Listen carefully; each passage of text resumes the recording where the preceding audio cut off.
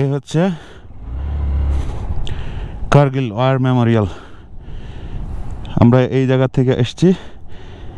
এটা হচ্ছে Kargil war Memorial, এটা হচ্ছে কার্গিল যাওয়ার রাস্তা। তো কিছু ঘটনা আপনাদের সাথে শেয়ার করি। সেটা হচ্ছে লাদাখ সিরিজের স্বপ্ন যখন দেখি তখন অনেকের ভিডিও টিডিও দেখতাম, অনেক বাংলাদেশিরা এখানে এসেছে, অনেক ইন্ডিয়ান ব্লগারদের ভিডিও দেখতাম। তো সেই হিসেবে আমারও চিন্তা ছিল যে এই রোডটা যখন কভার করবো কার্গিল ওয়ার মেমোরিয়ালে ঢুকবো, ঘুরবো, দেখবো। কার্গিল ওয়ার মেমোরিয়ালের যদি ইতিহাস জানার ইচ্ছা থাকে নিজ দায়িত্বে গুগল করে জেনে নেবেন। আমার বলার মতো শখ নাই, বলার ইচ্ছাও নাই। কথাটা একটু অন্যরকম লাগলো, তাই না? কথাটা একটু অন্যরকম লাগলেও কিছু করার নাই, কারণ অপ্রিয় সত্য কিছু কথা বলছি এখন। সেটা হচ্ছে ইন্ডিয়া এবং বাংলাদেশ বন্ধুরাষ্ট্র, হ্যাঁ ওকে ফাইন, কিন্তু বন্ধুরাষ্ট্রটা কি শুধু কথায়, কাগজে কলমে, না কাজেও? কোন ক্ষেত্রে বন্ধুরাষ্ট্র আমার আসলে মাথায় আসে না। কিছু কিছু আচরণ, কিছু কিছু কাজ প্রমাণ করে দেয় যে আসলে তারা আমাদেরকে দেখতে পারে না। দিল্লিতে একজনকে জিজ্ঞেস করেছিলাম, তুমি বাংলাদেশ চিনো? সে বলেছে ইয়ে কাহা হে, বাংলাদেশ ইয়ে কাহা হে। আর বাংলাদেশে একটা পিচকা বাচ্চারও যদি বলা হয় যে তুমি ইন্ডিয়ার নাম শুনছ, সে বলবে হ্যাঁ। এটা থেকে অনেক কিছু প্রমাণ হয়। বাই দ্য ওয়ে, আমরা চেয়েছিলাম একটু কার্গিল ওয়ার মেমোরিয়ালে ঢুকতে।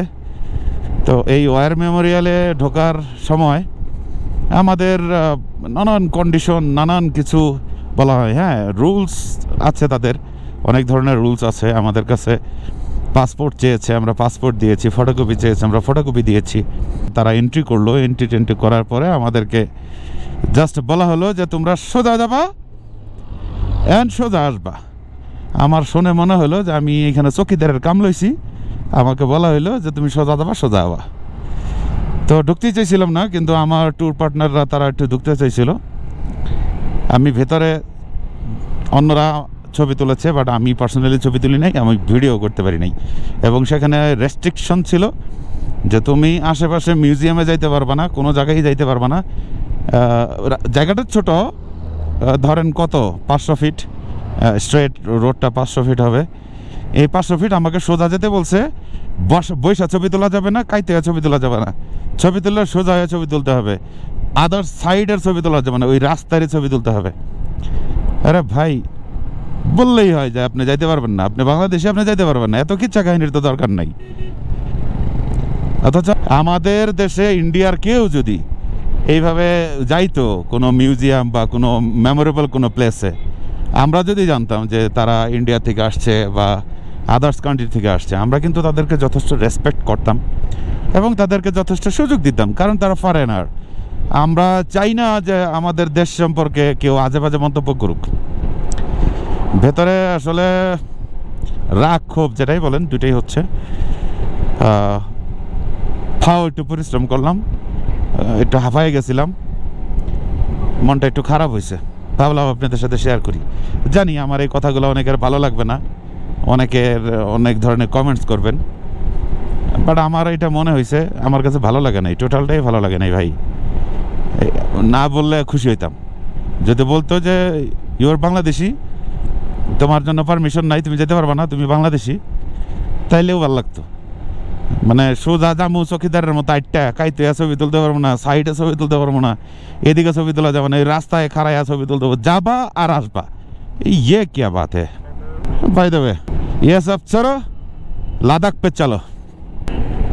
কোভিডের কারণে অনেক পারমিশন নেওয়া লাগছে, বাট এখন আসলে অত পারমিশন দরকার নেই। জাস্ট সোনমার্গ থেকে রওনা হয়ে কার্গিলের বর্ডারে যখন ঢুকবেন, কার্গিলের এন্ট্রি পথে যখন ঢুকবেন, তখন আপনার বাইকের নাম্বার, আপনার ফোন নাম্বার, আপনার ডিটেইলস, পাসপোর্ট, ভিসা, এগুলার নাম্বার টাম্বার সব কিছু ওপেন, মানে একটা ফর্মে লিখে রেখে দিয়ে বাস চলো লাদাখ পে। রে বাপরে, এই পাহাড় তো এটা একবারেই নেড়া, সামনে কিচ্ছু নাই, পুরা একটা পাথরের একটা পাহাড়, আল্লাহ।